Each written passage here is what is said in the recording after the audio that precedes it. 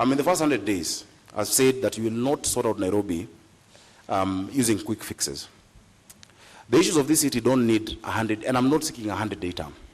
It's not quick fixes or bandage solutions that will sort it out. We have a 10-year vision and a 5-year vision with milestones. But in the first 100 days, what we're going to do, number one, is to implement the Urban Areas and Cities Act together with Section 14 of the County Government Act to create the 5 boroughs that I'm talking about in Nairobi. That if the person in charge of garbage in Kayole does not need to think about Westlands, the person in charge of a road in Langata should have nothing to do with Roysambu or Marurui. Because that lack of accountability, when you ask them, okay, mbona hapa kuna takataka, pole boss kulikuwa na sijui crisis in Mukuru. So we'll set up the governance structure that will deliver to Nairobians. That is the first task, and that includes the county assembly. The second thing that we're going to do is to implement the standing orders that we've actually been working on, even as I've been in the Senate, proper standing orders for the inspectorate.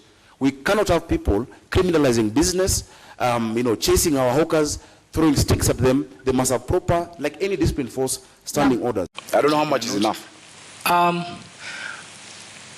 What Senator ensured persisted in this country is a philosophy that is unsustainable. That you take from people according to their needs and give to others according to their ability and give to others according to their need. Nairobi is a very needy county. And the criticism I'm proffering here and submitting to him is that as senator, what did you do to help Nairobi overcome the hunger, the deprivation, the desperation in the informal settlements? Did you bring that matter to Senate? Did you make people understand that case? Instead, what we saw, he was a leader of a group called Team Kenya that even removed incentives for county to generate their own revenue. We used to get 1% extra if you generate your own source revenue. Like Nairobi is only generating this is going to do about 9 billion of its own revenue. So the county, the CRA, Commission for Revenue Allocation, was giving us brownie points as a county if you collect your own revenue and you don't rely on the national government. And these are some of the things he did not protect as our senator. So how does somebody fail or does not succeed in their task and then you give him the job of governor? Na ulifeli katika kutetea na kulinda rasilimali za kaunti ya Nairobi, na ukiwa seneta kwa takriban miaka 5 ambao umekuwa katika uongozi, umeweka mikakati gani kudhibiti na kuimarisha ukusanyaji wa mapato katika kaunti ya Nairobi ambayo yameonekana kudidimia? 19 billion from 15 billion is success. It's an improvement. In fact, if I succumbed to the sloganeering that my worthy competitor is talking about, which in fact his argument is the best case to show that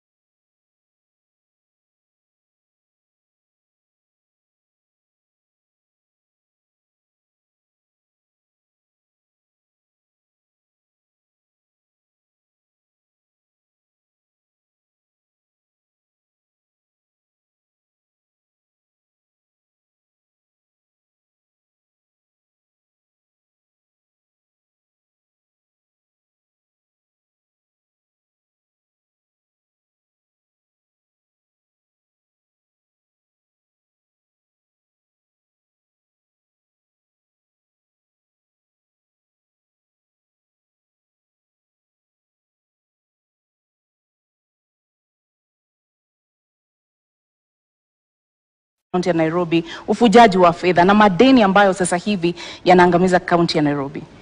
Jambo la kwanza, Nairobi City County gets its highest revenue from land rates, parking bays,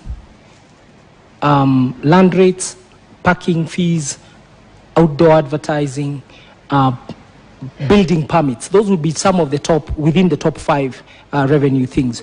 And what we are going to do is to make sure that we digitalize the collection of all that revenue so that the leakage, we seal the leakage. Technology is one of the best things to overcome loss of revenue.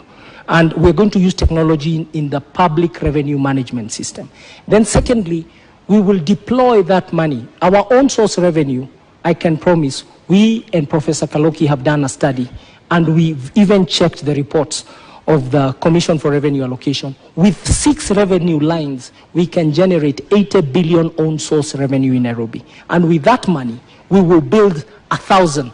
We will join the government in building more schools, in making sure there's medicine in our dispensaries, in making sure that there's incinerators to burn garbage, that we start a leasing program for vehicles and equipment for the staff, and also to make sure we pay our staff the right salaries so that they're really motivated. We are very concerned about the welfare of Nairobi City County workers and all the workers of all affiliate bodies of Nairobi City County.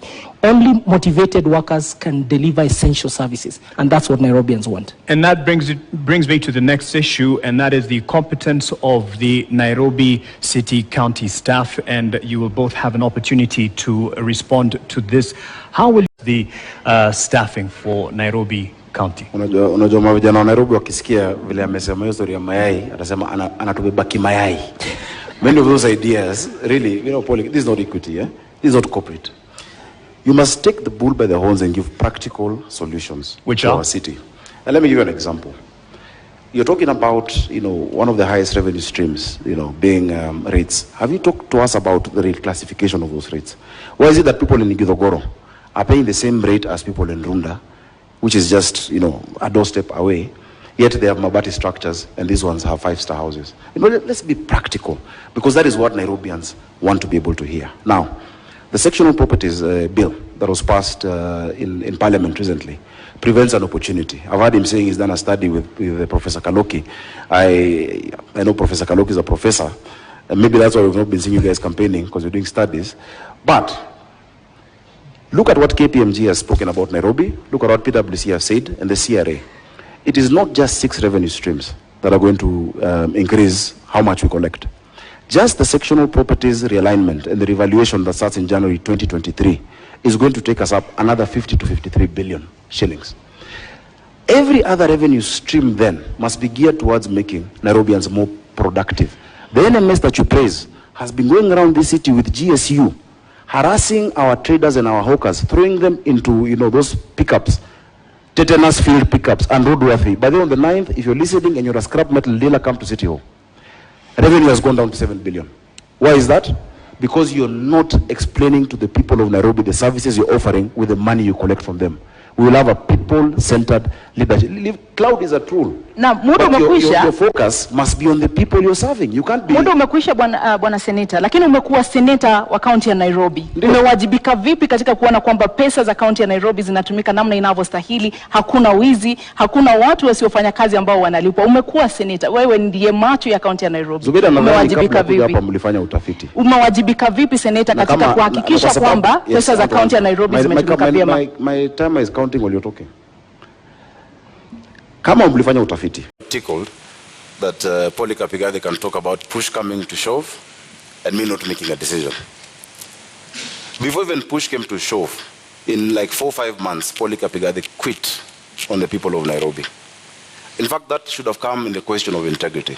Because when you talk about public trust, chapter 6, at the expense of private convenience, that is the question that we must answer. It did come up before you, right? The question on impeachment. Governor Sonko will not be facing an impeachment if you're stuck in office. In fact, if you're stuck in office, you probably would have been the incumbent governor. If you're stuck in office, there'd be no NMS in Nairobi. The reason we have NMS in Nairobi is after Polycarp Igathe could not wait or stand the heat in the kitchen, he ran away in less than 6 months. This city needs resilience. You need to be tough. You cannot say that you have betrayed 800 and I think, how many votes did you guys get? 40 or something thousand votes, 840,000 votes, because you could not get the trust of one individual, yet 1 million Nairobians have given you the public trust. When push has come to shove, Look at the Senate answered. I have spoken more times than any senator. I have raised more questions in the Senate than any other senator. In fact, I have taken the former Governor Sonko to court on the action he took on matatus. The record is clear. This county needs a political manager who understands how to deal with the leaders and how to deal with the issues of the people, but has a thick skin. In fact, if half of the tribulations I'm facing right now in my bid were on polycarp, Azimio would have no candidate. But I have stood. Your time is out, you've stood, you ran off. He'd have quit. In the first 100 days, I've said that you will not sort out Nairobi using quick fixes.